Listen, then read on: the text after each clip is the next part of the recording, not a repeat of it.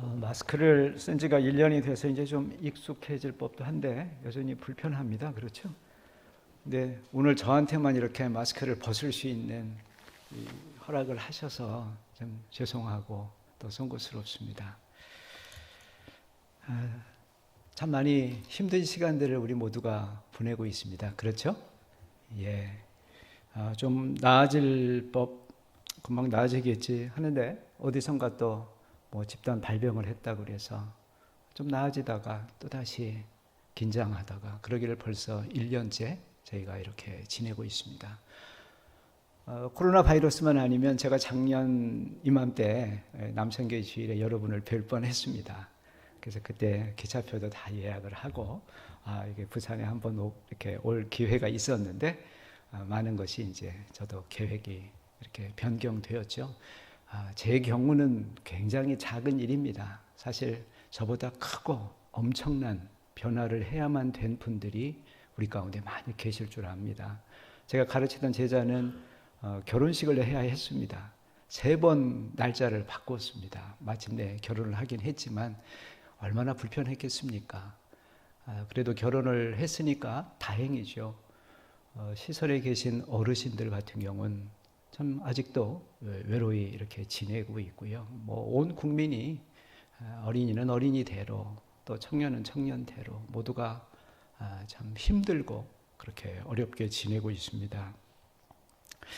우리 사회에 있는 모든 구성원들이 계속되는 코로나 바이러스에 우울해진, 그래서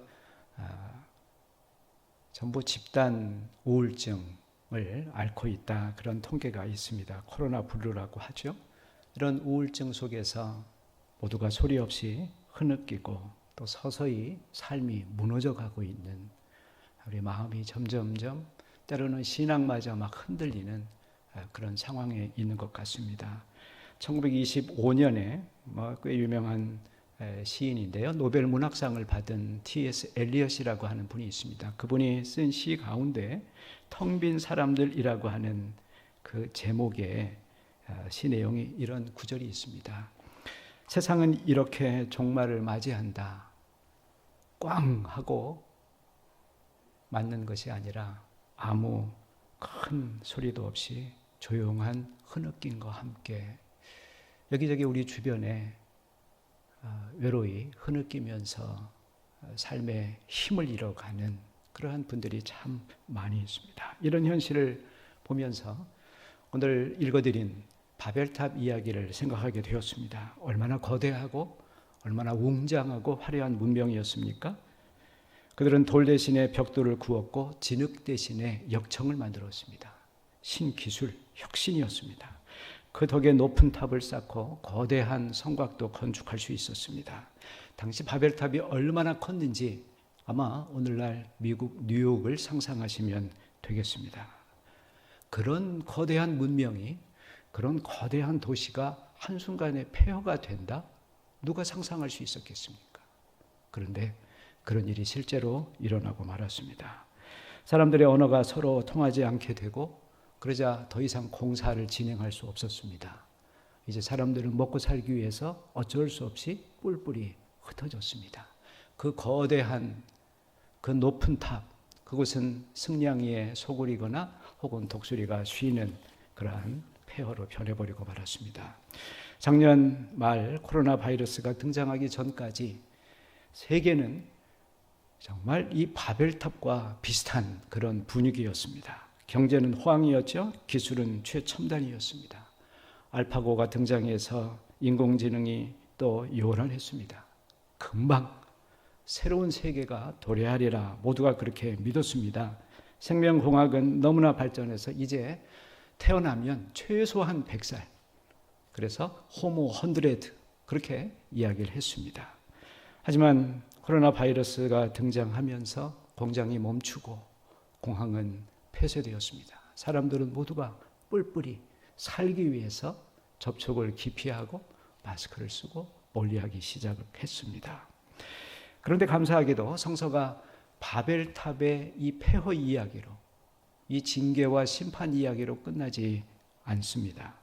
바로 뒤에 이어서 창세기 12장을 보면 새로운 이야기가 나오는데 그것은 심판 이야기가 아니라 구원에 대한 이야기입니다. 그렇습니다. 재난 속에 있는 우리들에게 희망이 있다면 그것은 면역 바이러스, 그 바이러스를 면역할 수 있는 그러한 그러한 그 약제가 아니라 혹은 그러한 의학 기술이 아니라 하나님으로부터 온다고 하는 것입니다. 하나님, 그분은 징계하시고 때로는 심판도 하십니다. 그러나 동시에 우리를 치료하시고 우리를 구원하시는 분이십니다. 그분이 간혹 우리를 징계한다 하더라도 그 목적은 징계를 통해서 우리를 연단하시고 우리를 새롭게 하시며 우리를 더 성숙시키려 하심에 있다고 하는 것입니다.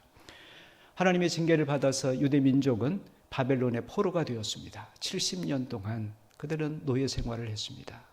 바벨론의 포로에 있는 사람들에게 예레미야 예언자를 통해서 하나님께서 자신의 마음을 표현을 하십니다. 예레미야 29장에 이런 말씀이 있습니다.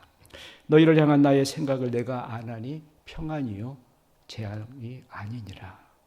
너희에게 미래와 희망을 주는 것, 그것이 나의 마음이다. 그렇게 하나님께서 말씀하셨습니다. 하나님의 이런 구원 약속, 이 구원 이야기, 그것은 한 사람을 부르심으로부터 출발을 합니다. 아브라함입니다. 하나님은 아브라함을 통해서 이전에 없었던 새로운 세계를 만들고자 하십니다. 아브라함을 통해서 만들고자 하시는 하나님의 세계는 무너진 바벨탑을 재건하는 것이 아닙니다. 그것보다 훨씬 더 새 예루살렘, 새 하늘과 새 땅을 만들고자 하시는 것, 그것이 하나님의 구원 계획입니다. 물론 지금까지 바벨탑은 세계 최고의 문명이었습니다. 모든 나라가 본받고자 하는 그러한 모델 문명이었습니다. 그러나 하나님의 심판 아래 하나님의 심판을 받고 바벨탑은 허무하게 폐허로 변했습니다. 우리 세상은 새로운 모델을 필요로 하고 있습니다. 실제로 오늘날 전문가들은 코로나 이후 사회는 새로운 모델이 필요한 사회라고 합니다. 뉴노멀 사회라고 합니다. 코로나 바이러스를 퇴치하더라도 절대 과거로 돌아갈 수 없을 것이라고 말하죠. 아니, 과거의 세계로, 그것이 제 아무리 좋은 그런 세계라 하더라도 우리는 과거로 돌아가서도 안 될 것입니다. 지난 과거는 너무나 많은 전쟁이 있었고 너무나 많은 고통과 가난과 불의가 있었습니다. 이제 우리는 지금보다 훨씬 더 평화로운 세계, 지금보다 훨씬 더 정의로운 세계를 만들어 가야만 합니다. 뉴노멀 시대엔 우리 사회만 아니라 세계 문명만 아니라 교회도 우리들의 신앙도 변화해야만 할 것입니다. 그러려면 제일 먼저 그동안 익숙했던, 그동안 늘 습관적으로 해왔던, 그동안 중요하게 생각했던 전통들을 과감히 버릴 수 있는 용기도 필요합니다. 하나님께서 아브라함에게 제일 먼저 명령한 말씀을 새기시길 바랍니다. 너의 고향과 친척과 아버집을 떠나라 라고 하셨습니다. 종교는 다른 어떤 사회 조직체보다 보수적인 성향을 갖고 있습니다. 그래서 종교는 쉽게 이렇게 변하지 않습니다. 법으로 강제한다고 해서 쉽게 개혁할 수도 없습니다. 그러다 보니까 교회에서도 무엇 하나 바꾸는 것, 변화하려면 대단히 힘든 지난한 과정을 거치게 됩니다. 교리나 예배 순서 이런 것은 말할 것도 없고요. 심지어 이쪽에 있는 성물 하나를 저쪽으로 옮기는 것, 그것도 많은 갈등을 불러오곤 합니다. 어느 성당에 신부님이 개를 참 좋아하셨습니다. 반려견을. 그래서 집에 있다가 미사를 드리러 가면 개를 데리고 성당 문 입구에다가 묶어놓은 다음에 미사를 집전하고 또 데리고 집으로 왔습니다. 이분이 돌아가셨습니다. 새로운 신부님들이 오셨어요. 또 다 가시고. 그런데 변하지 않은 게 하나 있습니다. 미사를 드리기 전에는 개를 성당 문에다 묶어야 한다. 글쎄요, 이게 실제로 있었는지 아니면 지어낸 얘기인지는 알 수 없습니다만, 그러나 얼마든지 있을 수 있는 이야기라고는 생각을 합니다. 왜 그렇게 해야 되는지, 왜 개를 거기다가 미사 집전에 묶어야 하는지, 그것을 처음부터 묻지 않으면 그냥 하던 방식대로, 그냥 전통이니까, 늘 우리 어르신들도 늘 하던 건데 옛날부터 우리 해왔던 거야. 그러다 보면 우리도 여전히 개를 묶는 그런 비슷한 일들이 얼마든지 일어날 수 있겠다라고 하는 것입니다. 혹시 우리들의 교회에 그런 일들은 없을까요? 우리가 포스트 코로나, 이제 새로운 상황에 바꿔야만 하는, 그래서 익숙했지만 자연스러웠지만 그러나 이제 어쩔 수 없이 버릴 수밖에 없는 그런 구습들, 그런 신앙의 전통들은 없을까요? 우리가 한 번쯤 돌아보면서 생각을 하면 좋을 것 같습니다. 아브라함을 통해서 만드실 새로운 문명은 철저하게 하나님 중심으로 살아가는 그러한 삶의 방식이고 그러한 문명입니다. 바벨탑 문명은 한마디로 말하면 하나님에게 맞서는 인간 중심의 문명입니다. 오늘 읽어드린 본문 가운데서도 그런 이야기가 나오죠. 그 히브리어 문법의 청유형이라고 하는, 우리가 이렇게 우리가 뭘 하자, 그런 그 형식이 반복되는데요. 자, 우리가 벽돌을 빚어서 단단히 구워내자. 자, 우리가 성을 쌓자. 자, 우리가 탑을 쌓아 하늘에 닿게 하자. 우리끼리, 우리 기술 힘으로, 우리만을 위하여, 우리 이름을 위하여. 그들의 조상들은 에덴으로부터 이동했습니다. 그런데 시날 땅에 거기에 정착을 하려고 하죠. 우리는 하나님의 나라를 향해 가는 순례자들입니다. 그러나 어느 순간 풍요롭게 되고 안락하게 되면 그곳에 영원히 정착하고 싶어 합니다. 초대교회도, 우리 한국교회도 오랫동안 하나님의 나라가 어서 속히 임하기를 마라나타, 그 기도를 드렸지만 지금은 그런 기도 소리가 점점 약해져 가고 있습니다. 신약성서는 이런 바벨론을 가리켜서 적그리스도, 하나님께 반항하고 스스로 신이 되고자 하는 그러한 인간 문명을 상징한다고 표현하고 있습니다. 요한계시록 18장에 이 바벨론을 향해서 이렇게 선포하죠. 무너졌도다, 무너졌도다, 큰 성 바벨론아. 하나님을 대적하고 하나님의 자리에 오르려고 하는 네가 결국은 무너져 버렸구나. 두려운 일은 이런 인간 중심적인 태도가 세상에만 있는 것이 아니라고 하는 것입니다. 오늘날 세계 문명 속에, 소위 강대국 속에만 이런 위험한, 이런 무모한, 이런 무서운 태도가 나타나는 것이 아니라 때로는 우리들의 교회에, 우리들의 신앙생활에도 나타날 수 있다고 하는 것입니다. 오늘 한국교회는 많은 성장을 했습니다. 사람들이 모이니까 돈도 모이게 되고, 사람들이 모이니까 힘도 생기게 됐습니다.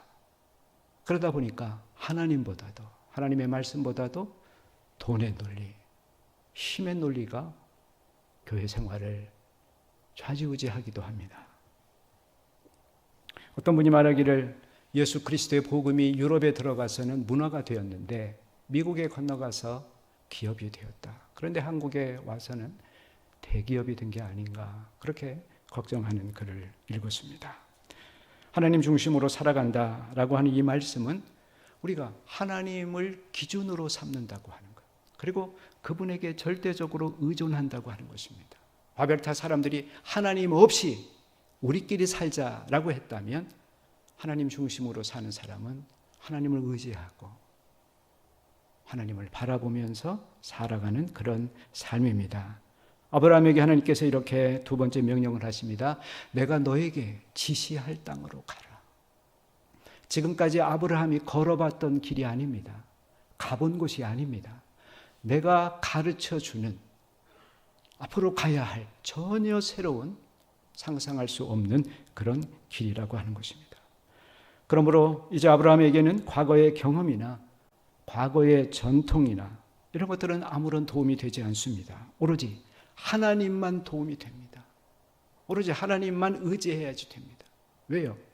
하나님이 어디로 가라고 하는지를 알기 위해서 그분의 손가락을 쳐다봐야 되고, 그분이 어디로 가라고 말씀하시는지 듣기 위해서 귀를 기울여서 그분에게 집중해서 하나님을 우리는 바라봐야만 합니다.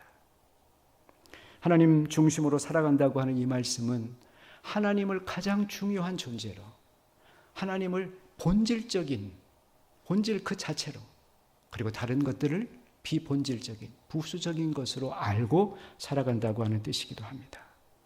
하나님의 말씀이 본질입니다. 나머지 교회의 제도나 의식이나 교리는 중요한 것이긴 하지만 본질적인 것은 아닙니다. 그것은 말씀에 따라서 늘 새롭게 바꿀 수 있고 마땅히 바꿔야만 하는 그런 것들입니다. 하나님을 예배하는 것이 본질이라면 우리가 어떤 방식으로 하나님을 예배할 것이냐, 그것은 비본질입니다. 그동안 한국교회가 대면 예배, 비대면 예배를 두고 많은 갈등을 했습니다. 비본질을 두고 갈등한 것입니다. 사마리아 수가성 여인을 만난 예수님께서 그렇게 얘기하시죠. 수가성 여인이 묻지 않습니까? 예수님, 우리 조상들은, 우리 사마리아 사람들은 이곳에서 예배를 해야 된다고 그러는데 당신네 유대인들은 저 밑에 예루살렘 성전에서 예배를 해야만 바른 예배라고. 무엇이 바른 예배입니까? 그때 예수님께서 이것도 아니고 저것도 아니다. 오직 신령과 진정으로 예배하는 것. 우리의 마음과 정성을 다해 하나님을 예배하지 못한다면 제 아무리 아름답고 거대한 성전 안에서 드리는 제사라 하더라도 하나님께 드리는 예배가 아니겠고, 지하 어느 모퉁이에 햇볕조차 안 드는 개척교회 한 구퉁이라 하더라도 거기에 신령과 진정으로 드리는 예배자들이 있으면 그것이 바른 예배다라고 말씀하십니다. 본질은 하나님을 예배하는 것이지 어떻게 하는 것이 아니라고 하는 것입니다. 앞으로 당분간 지금처럼 집회가 제한될 것 같습니다. 대면하는 것도 여전히 어려울 것 같습니다. 이제 새로운 환경에 포스트 코로나 시대에 적응해야만 할 텐데, 과거와 달리 우리가 어떻게 하나님을 여전히 예배드리고 어떻게 교우들 사이에 서로 성도의 교통을 하고 어떻게 계속해서 우리가 성장해 갈 수가 있겠습니까? 구약의 사례 하나를 소개드립니다. 2500년 전에 유대인들은 바벨론의 침공을 맞았습니다. 바벨론이 예루살렘 성전을 초토화시켰습니다. 불태우고 무너뜨렸습니다. 그래서 성전 안에 있는 물건들까지, 성물들까지 가지고 갔습니다. 유대인들은 바벨론으로 끌려갔습니다. 70년. 한 세대가 가고 또 한 세대가 왔습니다. 성전을 기억조차 못하는 세대가 등장했습니다. 그들은 신앙의 위기에 빠졌습니다. 어떻게 하나님을 기억할까? 어떻게 하나님을 예배할까? 어떻게 아이들을 교육할까? 그때 그들이 발견해낸 것이 있습니다. 성전은 무너졌지만 새롭게 하나님을 예배하는 방식, 그것은 바로 공간이 아니라, 예배당이 아니라 시간이라고 하는 것입니다. 안식일이라고 하는 그 특정한 시간에 하나님을 기억하고 하나님을 예배하면서 그들은 성전이 없는 상황 속에서도 그들의 신앙을 유지했을 뿐만 아니라 더욱 발전시켰습니다. 안식일이라고 하는 책을 쓴 헤슈엘이라고 하는 유대인 철학자가 이렇게 얘기합니다. 유대교는 공간의 종교로부터 시간의 종교로 바꾸었다.